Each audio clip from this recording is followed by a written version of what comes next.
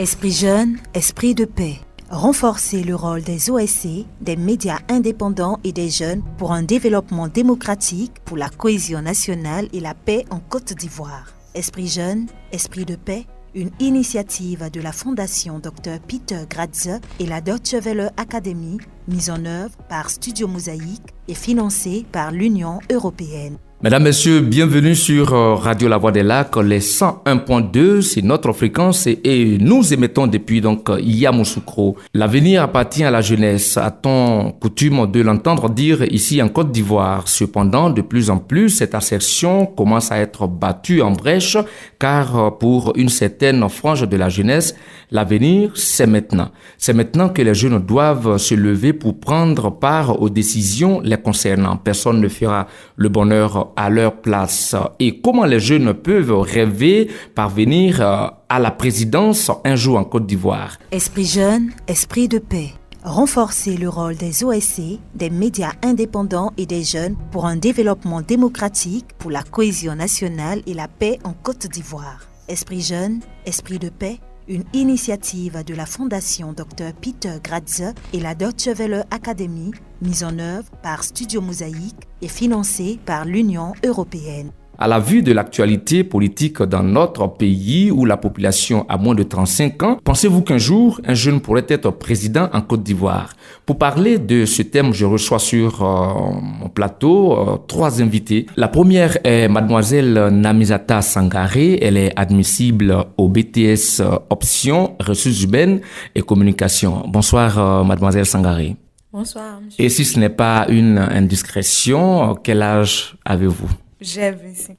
Elle n'est pas seule sur ce plateau. Sangaré est avec mademoiselle Kwasi Adjoa Rita. Elle est étudiante en communication. Bonsoir Rita. Bonsoir monsieur Sylvanus.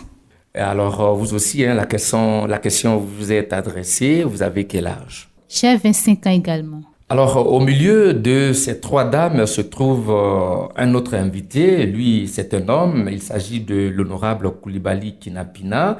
Il est le président local du Parlement des jeunes. Bonsoir, honorable. Bonsoir, monsieur Sylvanus. Et puisque nous parlons de l'occupation de la scène politique par les jeunes, je me permets de vous demander votre âge. Alors, j'ai 27 ans. Comme vous le notez, tous mes invités ont moins de 35 ans. Cela reflète véritablement donc notre thématique. Il s'agit donc de la participation des jeunes à la vie politique en Côte d'Ivoire à la vue de l'actualité politique dans un pays où plus de la population a moins de 35 ans. Pensez-vous qu'un jour, un jeune pourrait être président de la République? Alors, honorable Koulibaly, vous gardez le micro et je m'en vais vous demander aujourd'hui. Nous voyons les tenants des partis politiques en Côte d'Ivoire, pour citer ne serait-ce que les 4 candidats qui ont été retenus, après donc l'ouverture du dépôt des dossiers à la CEI. Il y a M. Henri Konabédié du PDCI-DA qui a 86 ans aujourd'hui, M. Alassane Ouattara du RHDP qui a 78 ans, M.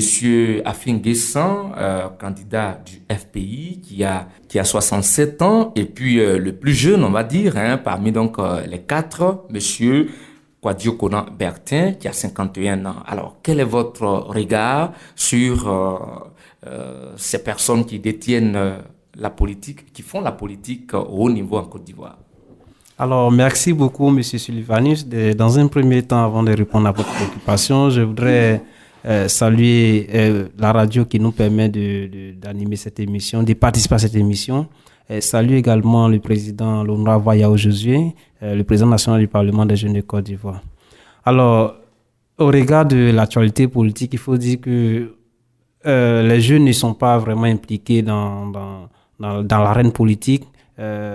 La liste des candidats retenus pour la présidentielle le démontre très bien. Voilà, vous avez cité les âges. Parmi eux, aucun d'entre eux n'a moins de 35 ans ou bien au moins 40 ans. Aucun.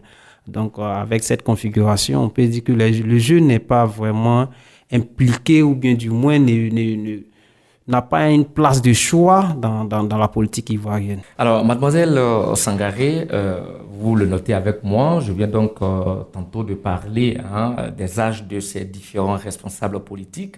On note qu'ils sont tous cinquantenaires, en tout cas au-delà de 50 ans. Qu'est-ce que cela vous inspire, vous, à votre tour? La jeunesse n'est pas engagée dans la politique et c'est un véritable problème qu'il faudrait que, quand on arrive à prendre un bras de corps pour pouvoir changer cela. Donc ça nous interpelle d'abord en tant que jeunes, de voir 4 candidats qui déjà le petit a déjà 51 ans. Ça nous interpelle en tant que jeunes, pouvoir prendre conscience et puis pouvoir changer cela. Et s'intéresser davantage aussi à la politique. Alors, quand vous dites ça vous interpelle, qui doit vous emmener à la politique? Est-ce quelqu'un qui vous attrape la main pour vous conduire à la politique ou c'est de vous-même que vous devez aller à la politique? Tout d'abord, ça doit être un choix personnel. Il faudrait que le jeune lui-même puisse s'intéresser d'abord, aimer la chose, aimer d'abord la politique, s'intéresser à la politique pour pouvoir faire la politique. Il faudrait que ça soit d'abord un choix personnel. C'est à travers ça que le jeune pourrait s'engager, s'investir dans la politique pour pouvoir un jour aussi, lui à son tour, aussi être un président. Pourquoi pas? Mademoiselle Kwasi Adjoa Rita, je viens à vous. Alors, nous avons fait un tour de ces 4 candidats retenus. Il y a bien d'autres encore. Pensez-vous qu'aujourd'hui, la jeunesse est bien lotie dans l'arène politique ivoirienne? On voit les 4 candidats sont tous âgés. Sachant que la jeunesse est là, elle pourrait bien s'impliquer, s'investir dans la chose. Mais bon, on se retient un peu, dire que nous n'avons pas cette possibilité d'être là-bas, comme on dit, lutter avec les vieux. Eux, ils ont déjà, ils font déjà la politique à chaque fois. Donc, si j'arrive, qu'est-ce que sera mon argument? Est-ce que je pourrais compétir avec eux? Donc, c'est cette pensée caduque qui retient les jeunes. Mais au sein de ces partis politiques, que ce soit les 4 partis politiques retenus, surtout même qu'il y a un indépendant, Diokuna Bertin est indépendant. Au-delà de ces 4 personnes retenues, il y a d'autres partis politiques encore en Côte d'Ivoire, mais on ne voit pas les jeunes au devant de la scène. Selon vous, qu'est-ce qui les retient? Qu'est-ce qui les bloque? Selon moi, c'est l'idée qu'on se fait. Le jeune se dit d'abord, depuis le bas âge, il n'est pas impliqué dans la prise des décisions à la maison. Lorsqu'il y a une décision à prendre dans la famille, les vieux se réunissent et se consultent entre eux, sans toutefois inviter l'enfant pour que l'enfant puisse avoir une connaissance de la chose. Et on grandit avec ça au fur et à mesure. Bien vrai que nous sommes à l'école, mais cette pensée nous retient encore. C'est ce qui fait que la jeunesse ne s'adonne pas trop. Alors, honorable mademoiselle Kwasi Rita aborde là un point. Depuis le bas âge, dans notre système éducatif traditionnel, l'enfant ne décide pas. N'est-ce pas une façon déjà qui le suit lorsqu'il grandit et qu'il ne peut pas être au devant des mouvements politiques ou des partis politiques en Côte d'Ivoire? Effectivement, Ms. Rita l'a aussi bien dit, dès le bas âge, le jeune n'est pas associé à la prise de décision. Naturellement, lorsqu'il sera en société, il aura toute cette pensée-là en pensant que c'est l'adulte, c'est le vieux seulement qui doit décider. Donc aujourd'hui, c'est un handicap, c'est un véritable handicap, mais je pense que les choses sont en train de s'améliorer. Aujourd'hui, on a des jeunes maires, on a des jeunes sénateurs, on a des jeunes députés. Et donc, en s'appuyant déjà sur ces bons exemples, je pense que le jeune pourra s'en inspirer et pourquoi pas dans quelques années plus tard voir beaucoup de jeunes déjà occuper les postes électifs parce que tout part de là, le poste du président de la République, il est électif. Donc, pour être un président de la République, il faut déjà gagner un poste électif, soit être maire dans sa localité ou député ou sénateur. Donc, cela va vous permettre de vous former davantage et lorsque vous allez vous présenter pour la présidentielle, les jeunes verront du sérieux en vous. N'oublions pas que la jeunesse ivoirienne constitue plus de 77% de la population. Donc, une grande partie de la population est jeune. Pourquoi pas? Mais malheureusement, la voix du jeune n'est pas portée. C'est les adultes, les vieux seulement. Et donc, je pense qu'il serait intéressant de plus en plus que le jeune cherche à prendre sa place, je dirais sa place au sein de la société, en occupant les postes électifs. Partant de ce fait, je pense que les années à venir, je dirais même les législatives de décembre, si les élections ont lieu naturellement en octobre, les législatives de décembre, il y aura beaucoup de bouleversements. Vous verrez que il y aura beaucoup de jeunes qui vont se présenter pour être des députés dans les localités. Je vois parce que nous connaissons déjà des potentiels candidats jeunes. Et donc, nous pensons que dans quelques années, s'inspirant déjà des modèles ailleurs, on a vu tout récemment en France un jeune de 18 ans devenir maire, ainsi de suite. Donc, on s'est dit que dans quelques années, il y aura beaucoup de bouleversements dans l'arène politique et le jeune occupera une place de choix et une place de responsabilité assez importante. Alors, il parle donc des législatives prochaines, mais aujourd'hui, le constat, la liste des candidats retenus a été publiée récemment par le président de la Cour constitutionnelle, Mamadou Koné, mais on se rend compte que dans les 44 candidats, personne n'avait moins de 35 ans ou même la quarantaine, ils sont tous au-delà. Et dans les 4 retenus, vous avez M. Henri Konan Bédié qui a 86 ans, M. Alassane Ouattara, 78 ans, M. Afi Nguessan, 67 ans. Et on m'a dit le plus jeune, qui est donc Kouadio Konan Bertin, qui a 51 ans. Ne serait-ce qu'aller déposer des dossiers, on ne vous a pas vu, vous les jeunes, avant même de retenir les 4. Mademoiselle Sangaré, n'est-ce pas là déjà que la jeunesse refuse de compétir, politiquement parlant? Oui, la jeunesse refuse de compétir au vu de ça, parce que dans un premier temps, la jeunesse se dit quoi? Comme il a si bien dit, on ne s'intéresse pas d'une manière générale. On se dit ça, c'est pas notre affaire, il faudrait que même j'ai. Ils se disent quoi, souvent aussi on entend dans le jargon que cette génération qui sont là, il faudrait qu'ils finissent, qu'ils partent et qu'ils reviennent. Et la jeunesse, ils vont prendre le pouvoir pour pouvoir diriger, donc ils sont patients. Ils attendent qu'ils vont finir pour ils vont partir, eux, ils vont prendre le dessus. Alors moi je pose la question, à quand donc votre jour? La jeunesse s'entend. La jeunesse, bon, on peut dire bientôt, Alors, elle a dit là, c'est vrai que donc d'autres disent que ces grands qui sont là partent et puis nous allons occuper la place. Mais la politique n'est-elle pas un apprentissage, une analyse des choses, comprendre les méandres de la chose avant de s'y jeter? Mademoiselle Rita Kwasi. Oui, vous avez posé la question à savoir si ce n'est pas... oui, est-ce qu'il ne faut pas apprendre pour devenir un grand politicien?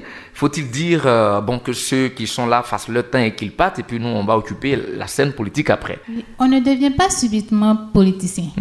Bien qu'on n'est pas politicien, mais on apprend. Tout s'apprend. Si tu apprends, tu es intéressé d'abord, tu apprends, tu côtoies les gens qui sont encore les grands politiciens. Petit à petit, tu seras politicien. C'est ce que je pense vraiment. D'accord. Alors, Koulibaly, oui. Aujourd'hui, vous, dans le cadre donc de cette organisation, le Parlement des jeunes, vous donnez de temps en temps de la voix sur des questions d'intérêt national. Alors, est-ce que vous n'êtes pas bien souvent ralenti un peu dans votre élan par ceux-là, ces politiciens qui sont peut-être cachés dans l'ombre, qui vous disent, comme on le dit chez nous, petit, attention, tu parles trop? Bon, en fait, le Parlement des jeunes, il faut comprendre son fonctionnement déjà pour pouvoir mesurer un peu la portée des actions et l'influence que ces gouvernants-là pourraient avoir là-dessus. Donc, le Parlement des jeunes, c'est une organisation de jeunesse apolitique et non partisane. Naturellement, nos actions ne peuvent pas arranger tout le monde. Et souvent ça dérange. Effectivement, même si certains peuvent faire des mendicances, c'est dans l'ombre, parce que nous sommes suivis de très près par les organisations internationales. Est-ce que vous, donc, oui, c'est dans l'ombre, mais est-ce que vous avez les arguments nécessaires pour dénoncer que M. X, Y, responsable de tel parti politique, nous empêche de parler? Non. Bon, je pense que c'est pas encore arrivé. C'est pas encore arrivé, mais Plusieurs actions sont menées par le Parlement des jeunes dans ce sens. Le 21 septembre dernier, nous avions prévu organiser une marche pour exiger un dialogue entre les leaders politiques.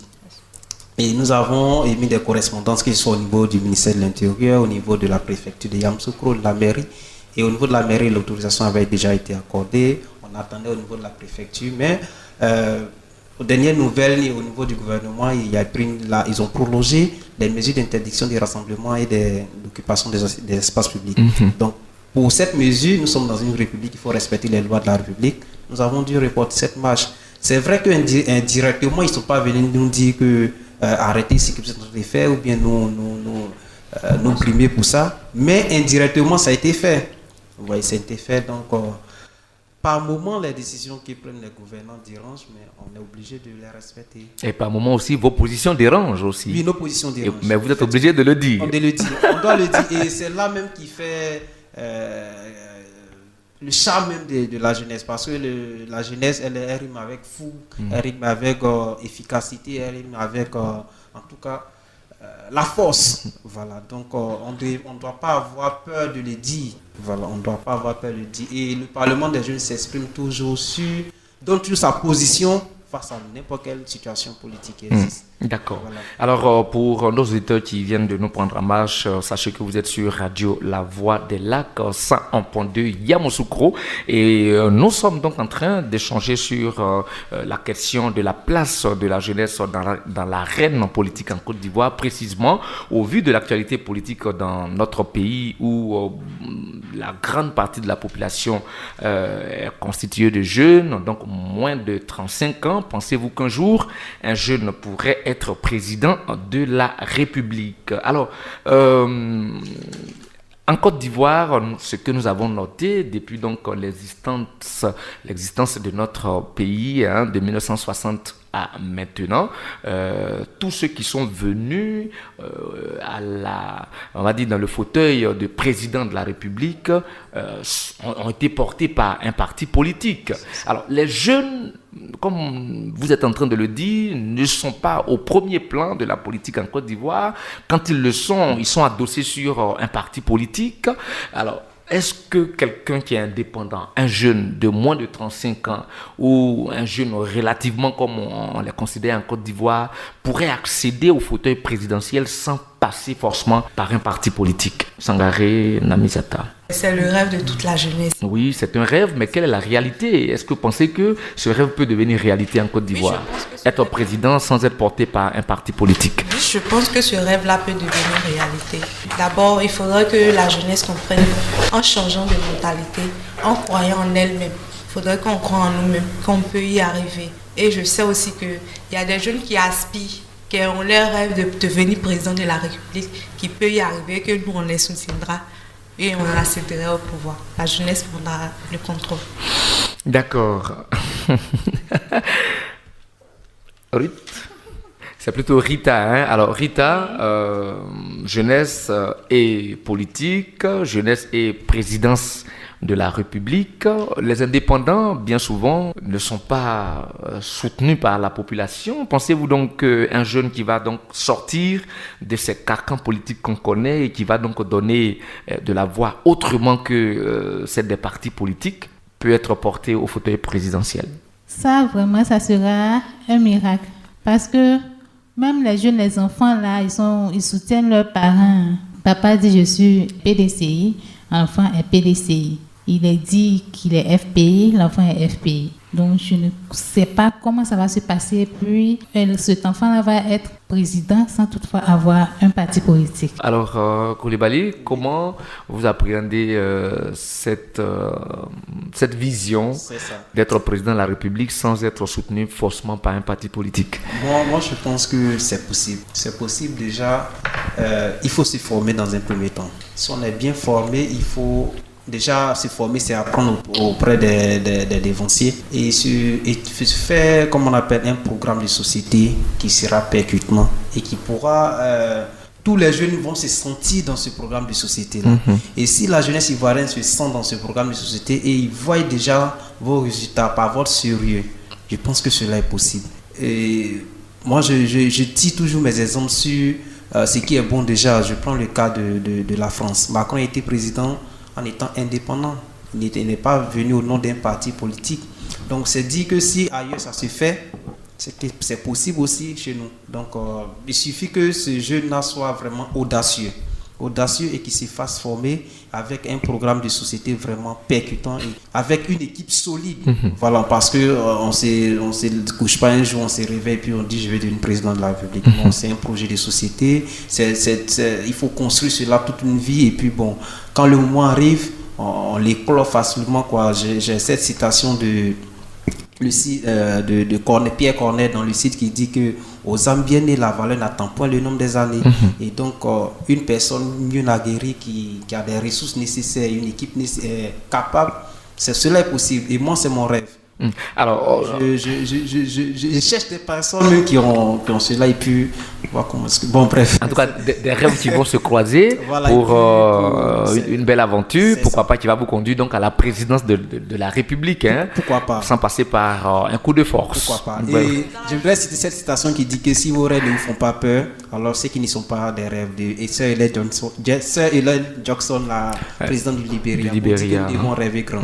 Alors oui, Sangaré, tu voudrais ajouter? À propos de ce qu'il vient de dire, je voudrais ajouter que moi, personnellement, je crois qu'un jeune pourrait être président de la Côte d'Ivoire sans toutefois appartenir à un parti politique. Si d'abord, dans les élections municipales qui se passent, un candidat en tant qu'indépendant arrive à s'imposer face à des candidats qui ont des partis politiques, ça c'est déjà quelque chose de grand. Alors, je crois alors ça c'est le cas où le jeune s'engage à la politique qui n'appartient pas à un parti politique. Alors maintenant, l'autre cas, c'est que aujourd'hui, nous voyons que les grands partis politiques qui sont donc en Côte d'Ivoire, les postes de responsabilité sont gérés par une espèce de classe de vieux, une espèce de gérontocrates qui sont là. C'est à un certain niveau moindre qu'on voit donc les jeunes. Qu'est-ce que cela vous inspire que de voir qu'à la tête de ces partis, c'est des personnes de 77 ans, de 86 ans, de 67 ans qui sont donc à la tête? Et on ne trouvera même pas le vice-président à moins de 50 ans, et même peut-être le délégué départemental de ce parti qui a 40 ans. Alors, qu'est-ce que cela vous inspire de voir cette chaîne de personnes âgées qui sont à la tête des partis politiques? Koulibaly. Oui, c'est un peu gênant. Et je dirais même à la liste que vous avez citée, on a les présidents de jeunesse des partis politiques, lorsque vous les voyez, vous-même vous êtes étonnés. Voilà, donc on dit que le mal, il est vraiment... On est étonné dans quel sens? De voir son âge. Parce qu'il dit qu'il est le président des jeunes de tel parti, mais lorsque vous voyez son âge, c'est en contradiction avec ce qu'il dit. Voilà, c'est pareil dans nos villages. Il dit qu'il est le président des jeunes du village, mais lorsque vous voyez son âge, on dira qu'il est le président des adultes. Voilà, et donc c'est gênant. Tout cela est gênant, mais nous le disons toujours, personnellement, lorsqu'on veut faire quelque chose, il faut se donner corps et âme. Donc si on décide d'appartenir à un parti politique, il faut faire en sorte que vous soyez important, vous soyez un maillon essentiel. Et c'est ce que le jeune doit comprendre. Tant qu'il n'a pas encore compris ça et qu'il pense qu'il doit être relégué aux secondes zones en ramassant des chaises, en faisant ceci, cela, on sera toujours au bas niveau.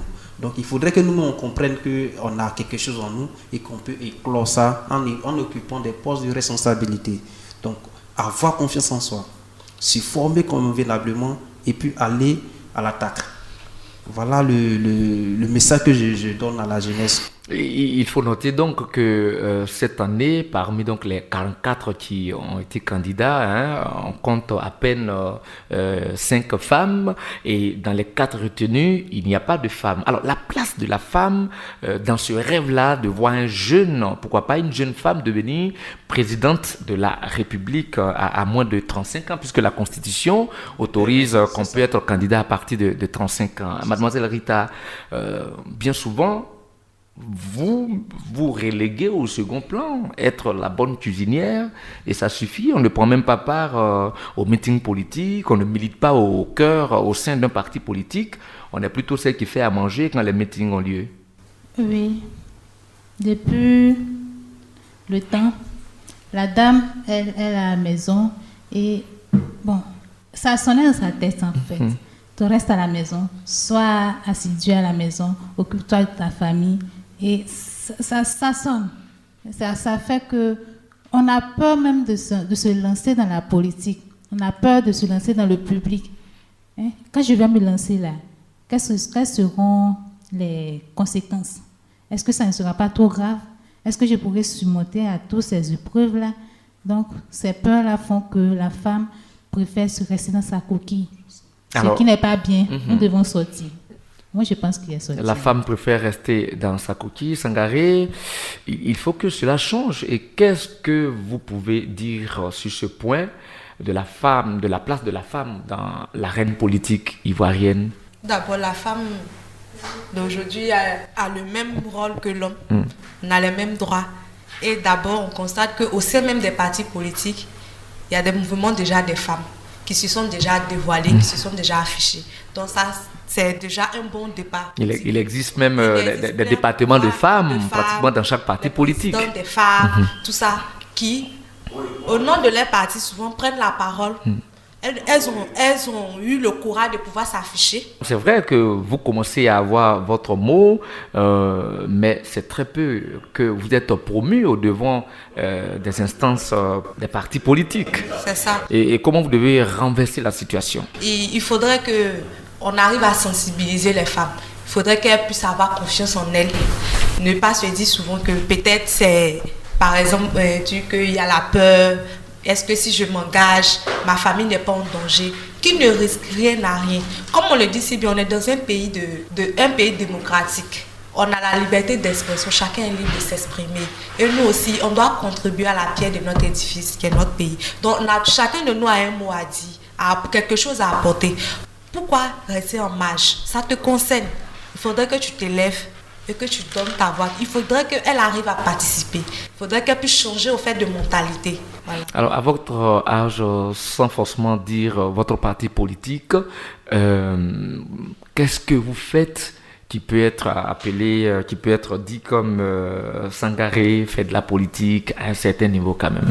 La politique, peut-être au quartier, oui. Participer peut-être au débat, aux réunions, quelquefois, pourquoi pas. Est-ce que vous menez des actions, vous contribuez à la vie de votre parti politique si vous en avez un au quartier? Non, je participe au débat, je donne mon opinion. Je donne mes opinions. Pas forcément dans un cadre politique? Non, pas dans un cadre politique. Face à une situation donnée, par exemple, qui touche le pays. Face à une situation, je peux donner mon point de vue. Pour dire, moi, je penserais qu'on devait faire ça. Ça, c'est déjà bon parce que j'arrive à m'exprimer, à donner ma voix, à dire ce que je pense réellement. Et ça, je sais que c'est un début. D'accord. Alors, honorable Coulibaly Kinapina, nous sommes en train de parler de la place de la jeune femme de moins de 35 ans dans la politique ivoirienne. Et je suis en train de dire qu'elles sont moins présentes au devant de la scène. Si ce n'est que ce sont donc les vrais cordons bleus pendant donc nos meetings, pendant les rassemblements politiques, pendant les activités politiques. Alors, on ne les voit pas bien souvent à la première ligne. C'est ça. Effectivement, il y a Rita qui l'a souligné tout à l'heure. Moi, je vais aller encore plus loin pour dire que nous avons fait une tournée dans le cadre de nos actions et nous avons été reçus dans plusieurs villages. Et à chaque fois qu'on était reçus, on était réunis. Et sur 19 villages que nous avons parcourus, il y a seulement un seul village où la présidente des femmes a été associée. Donc vous imaginez déjà ce qui reste dans la tête des femmes ou bien des hommes. La femme ne doit pas le faire. La femme ne fait pas ceci, la femme ne fait pas cela. Ça, c'est dans les villages. Mais nous n'oublions pas que nous venons déjà des villages. Donc notre éducation part déjà de là-bas. Et donc, mais malgré cela, aujourd'hui, c'est certaines femmes qui commencent à s'en sortir, à être des élites quand même. J'ai cité tout à l'heure Yasmina Ogné, qui a vraiment marqué au niveau de Cocody. Et donc, pour le faire, la femme doit déjà accepter d'appartenir déjà aux organisations saines qui existent. Voilà, il y a plusieurs associations parce que ce que nous oublions souvent, les organisations, les associations sont comme un creuset de formation et d'éducation à la vie active. Et donc, une personne qui entre dans une association ou bien dans une organisation apprend.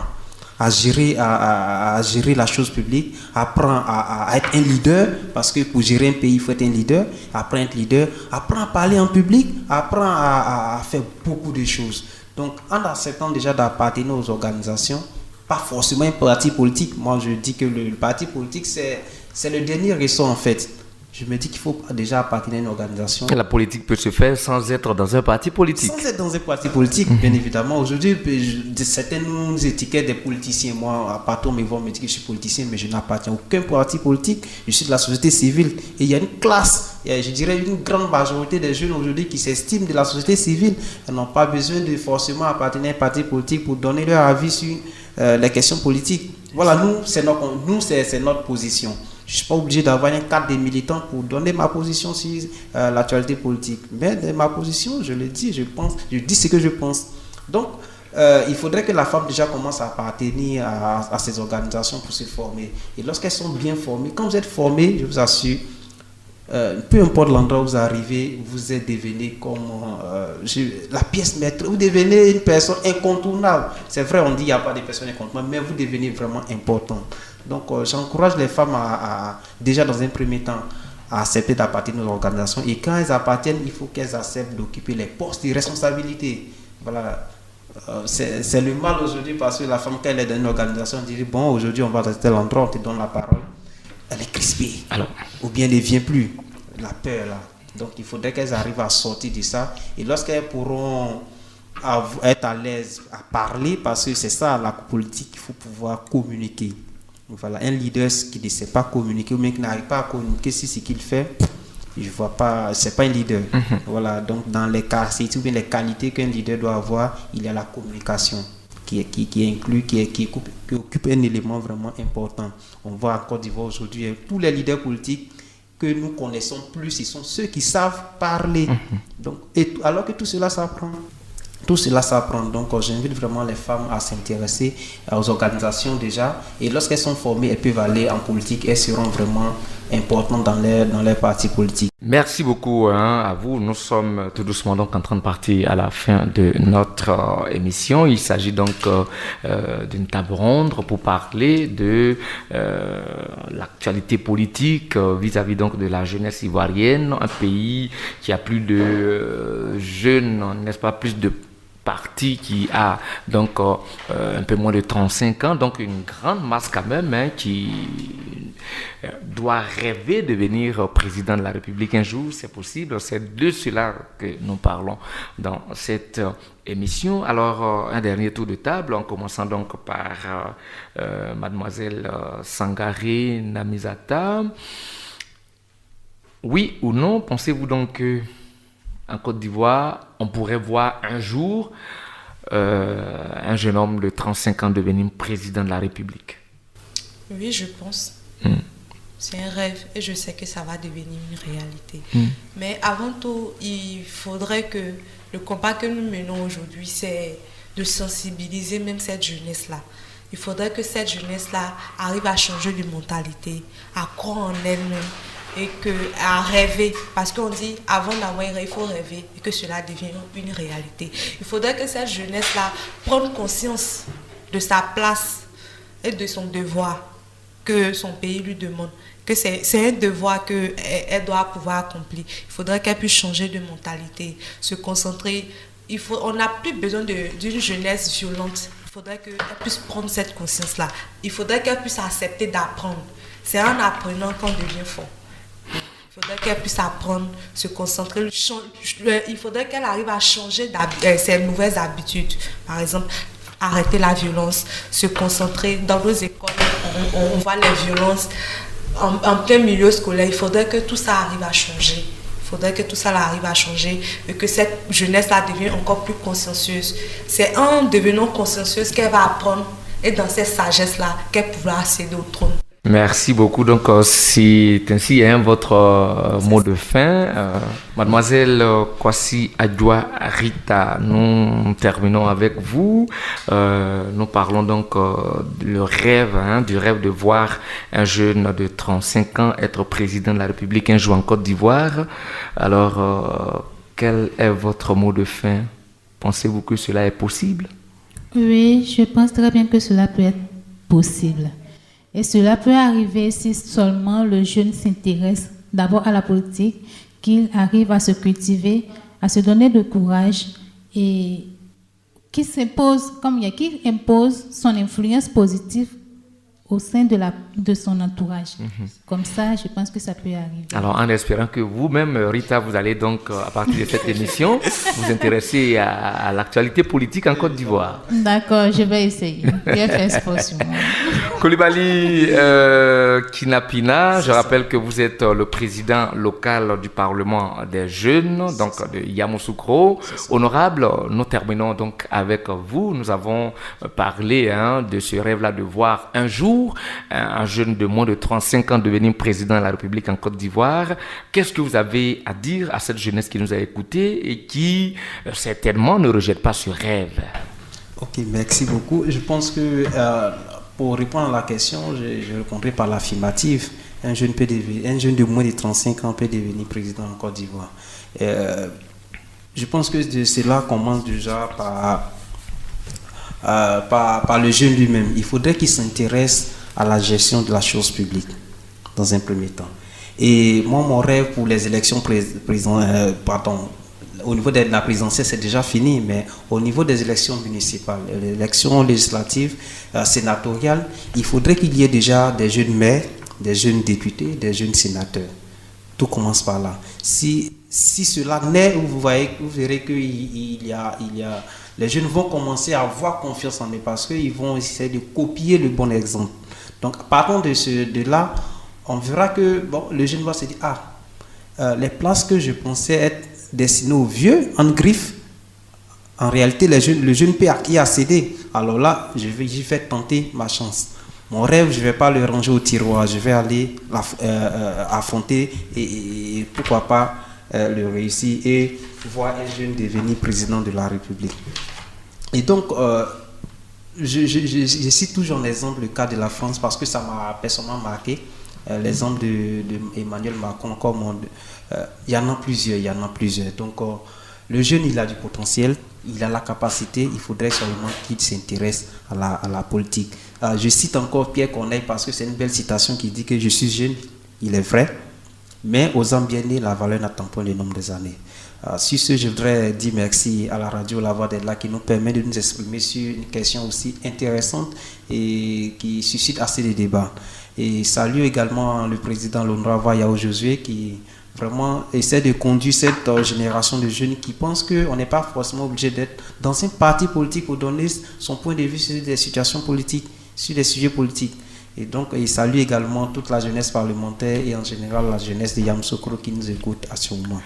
Merci beaucoup. Sangaré Namizata, elle est donc admissible au BTS option ressources humaines. Mademoiselle Kwasi Adjoa Rita, étudiante en communication, et bien sûr l'honorable Coulibaly Kinapina, président local du Parlement des jeunes. Ce sont donc eux que j'ai reçus autour de ce thème qui est ainsi libellé à la vue de l'actualité politique dans un pays où plus de la population a moins de 35 ans. Pensez-vous qu'un jour, un jeune pourrait être président de la République? Mesdames, Messieurs, nous avons été très heureux d'être en votre compagnie. L'objectif pour nous est donc de provoquer, n'est-ce pas, la causerie autour de ce thème qui peut donc bien se poursuivre chez vous. Merci de nous avoir suivis. J'ai été très heureux de présenter cette émission. Je suis Sylvanus Quadio et Marius Dier a réalisé cette émission. Nous prenons rendez-vous pour très bientôt dans le cadre de ce projet Esprit Jeune, Esprit de Paix. Esprit Jeune, Esprit de Paix. Renforcer le rôle des OSC, des médias indépendants et des jeunes pour un développement démocratique, pour la cohésion nationale et la paix en Côte d'Ivoire. Esprit Jeune, Esprit de Paix, une initiative de la Fondation Dr Peter Gratze et la Deutsche Welle Academy, mise en œuvre par Studio Mosaïque et financée par l'Union européenne.